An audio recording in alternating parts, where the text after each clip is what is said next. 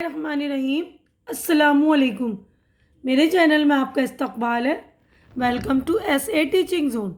आज हम अपनी वीडियो 7वीं जमात की किताब बाल भारती का चैप्टर नंबर 25 गज़लियात यानी गज़लियात है ये। तो हम ये गज़ल कर रहे हैं। पहली गज़ल हमने कर रखी थी जो शाद अज़ीम आबादी की गज़ल थी, तो आप लोग मेरी पिछली वीडियो देखेंगे। शाद अज़ीम आबादी की मैंने गज़ल कर ली, आप लोग प्लेलिस्ट में जाकर देख लेंगे। तो आज जो हम निदा फाजली की गज़ल करेंगे, ठीक है ना। तो गज़ल नंबर 2 है ये, सेकंड गज़ल है दूसरी। निदा फाजली नाम इनका, जो ये गज़ल है इनके शायर का नाम है निदा फाजली। इनकी जान पहचान पढ़ते हैं हम, यानी कि इनका तारुफ। निदा फाजली हमारे ज़माने के अहम जदीद शायर और अदीब थे। इनका असल नाम मुक्तदा हुसैन था। वो 1940 में मध्य प्रदेश के शहर ग्वालियर में पैदा हुए। उन्होंने उर्दू और हिंदी में MA तक तालीम हासिल की। इनकी शायरी के कई मजमूए शाये हो चुके हैं।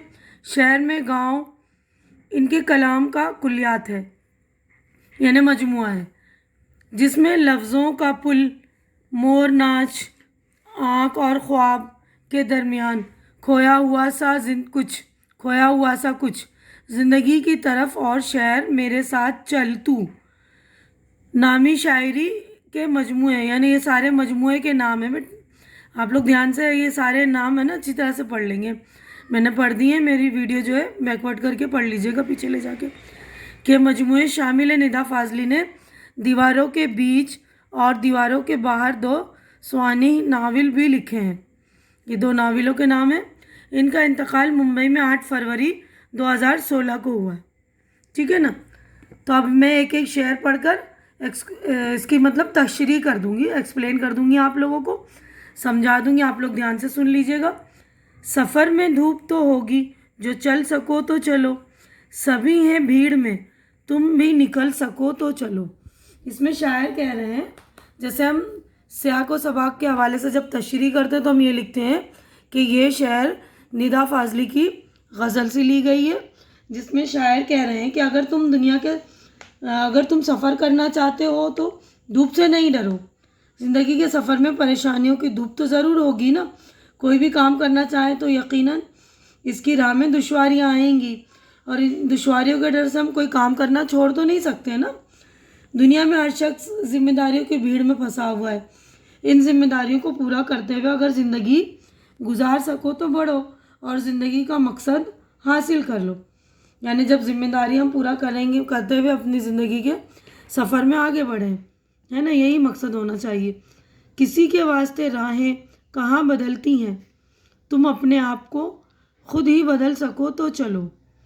तो इस वाले शहर में शायर कह रहे हैं कि ज़िंदगी के रास्ते पर चलना है तो जो रास्ता मौजूद है उसी पर चलना होगा। यानी जो रास्ता है उसी पर चलना होगा। हम रास्ता तो बदल नहीं सकते ना अपनी मंजिल पर पहुंचने के लिए। ज़माने के रंग ढंग के मुताबिक हमें खुद अपने आप को ढालना होगा, यानी उस रास्ते पर तो चलना होगा। उसी रास्ते पर चलकर हमें अपने आप को बदलना होगा, ना कि हम रास्ता बदलें, क्योंकि ज़माना जो किसी के लिए नहीं बदलता। दूसरी सूरत ये हो सकती है कि कोई इनकलाबी कदम उठाओ और अपने लिए नई राह निकालो। अगर हिम्मत है और हौसला न हो तो फिर ज़माने के मुताबिक चलो, ठीक है ना। यानी ज़माने के मुताबिक अपने आप को ढाल लेना चाहिए। यहाँ किसी को कोई रास्ता नहीं देता, मुझे गिरा के अगर तुम संभल सको तो चलो। तो इस वाले शेर में शायर कहता है कि दुनिया में किसी को आगे बढ़ने को नहीं दिया जाता है ना। जो आगे हैं वो आगे ही रहना चाहते हैं, पीछे वालों को कोई आगे बढ़ने नहीं देना चाहता है ना, आगे निकलने नहीं देना चाहता। अगर तुम में दम है तो मुझे अपने रास्ते से हटाकर आगे बढ़ सको, यानी मुझे अपने रास्ते से गिरा दो। अगर आगे बढ़ना चाहते हो तो मुझे अपने रास्ते से हटाकर ही तुम आगे बढ़ सकते हो। इसके लिए तुम्हें पहले मुझे जो है गिराना होगा, लेकिन मुझे गिराते हुए तुम भी गिर सकते हो ना, क्योंकि किसी को हम अगर धक्का देंगे तो खुद भी हमें संभलना पड़ेगा ना। धक्का देते हैं तो हम डगमगा जाते हैं। तो इसीलिए अगर तुम किसी को गिरा सकते हो और गिरा के अगर संभल सकते हो, अगर आगे वाले को गिरा के तुम संभल सकते हो तो ही आगे बढ़ो। दूसरी सूरत में पीछे पीछे चलते रहो, ठीक है।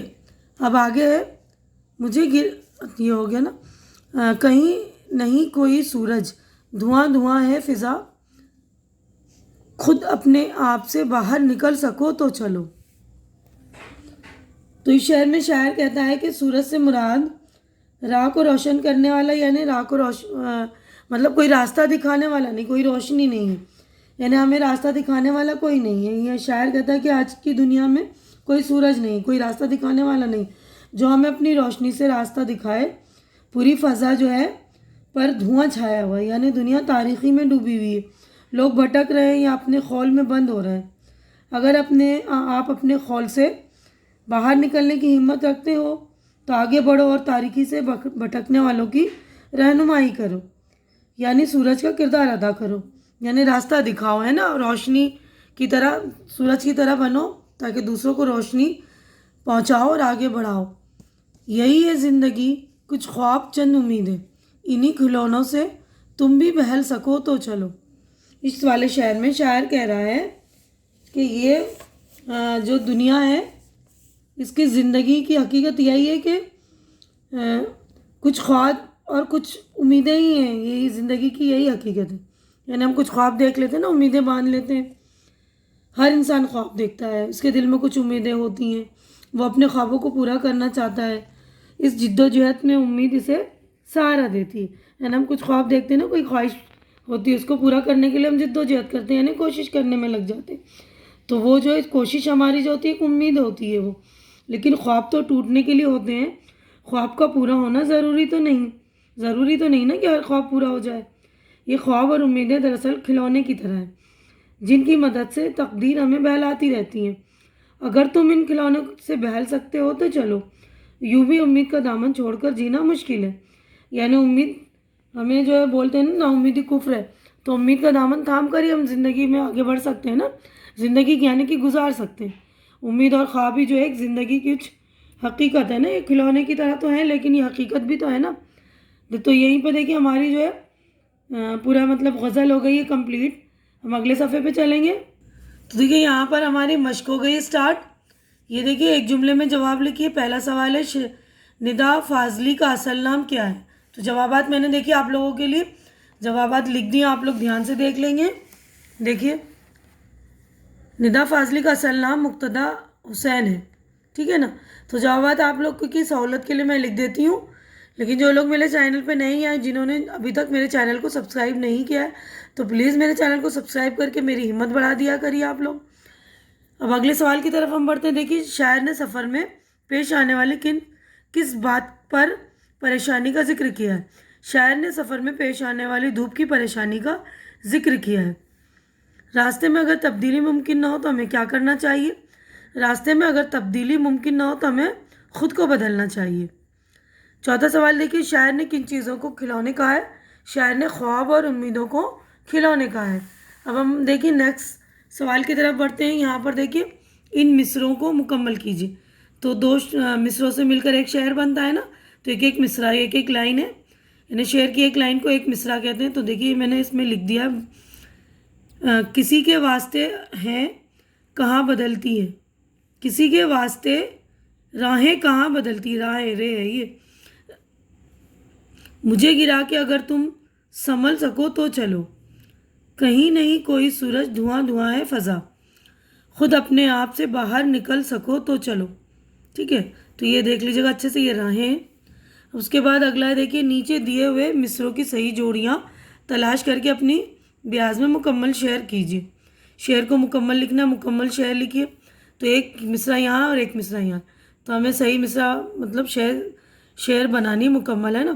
تو دیکھیے پہلا ہے یہاں کسی کو کوئی راستہ نہیں دیتا، مجھے گرا کے اگر تم سنبھل سکو تو چلو۔ دیکھیے میں نے نمبرز بھی لکھ دیے 1 2 3 4، ٹھیک ہے نا، آپ لوگ دیکھ لیں گے۔ کہیں نہیں کوئی سورج، دھواں دھواں ہے فضا، اب یہ دیکھیے خود اپنے آپ سے باہر نکل سکو تو چلو، کسی کے واسطے راہیں کہاں بدلتی ہیں، دیکھیے راہیں۔ تیسرا یہ رہا تم اپنے آپ کو خود ہی بدل سکو تو چلو، یہی ہے زندگی، کچھ خواب چند امیدیں، انہی کھلونوں سے تم بھی بہل سکو تو چلو، ٹھیک ہے نا۔ تو اچھے سے میں نے لائنیں نہیں کھینچی، آپ لوگوں کے لیے نمبرز لگا دیے، تو آپ لوگ بالکل اچھی طرح سے نمبرز دیکھ لیجیے گا. 1 2 3 4 لکھ دیا ہے میں نے. اب اگلا دیکھیے تلاش و جستجو. ٹھیک ہے نا, یعنی ہمیں تلاش کرنی ہے. سفر میں دھوپ تو ہوگی, جو چل سکو تو چلو. سبھی ہیں بھیڑ میں, تم بھی نکل سکو تو چلو. تو یہاں دیکھیے شعر میں چل اور نکل کافی ہیں. ادھر دیکھیے چل اور نکل, جو پیچھے تھے چل سکو تو چلو, نکل سکو تو چلو. تو سکو تو چلو سیم ورڈ ہے نا, اس سے پہلے جو ایک لفظ آ رہا ہے اس کی آواز جو سیم ہوتی ہے, چل نکل. تو چل اور نکل کافی ہیں.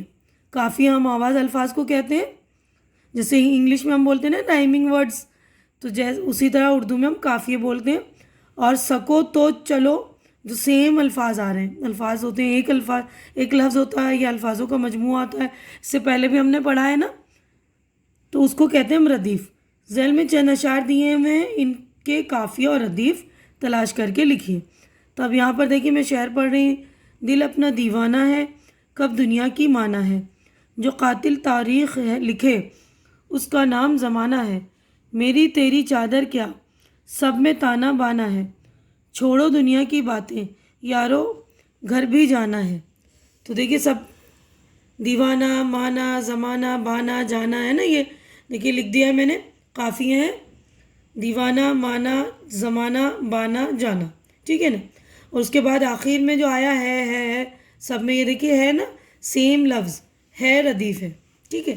اب اس کے بعد اگلا ہے غور کر کے بتائیے, اگر آپ کے راستے میں کیلے کا چھلکا پڑا ہوا نظر آئے تو آپ کیا کریں گے؟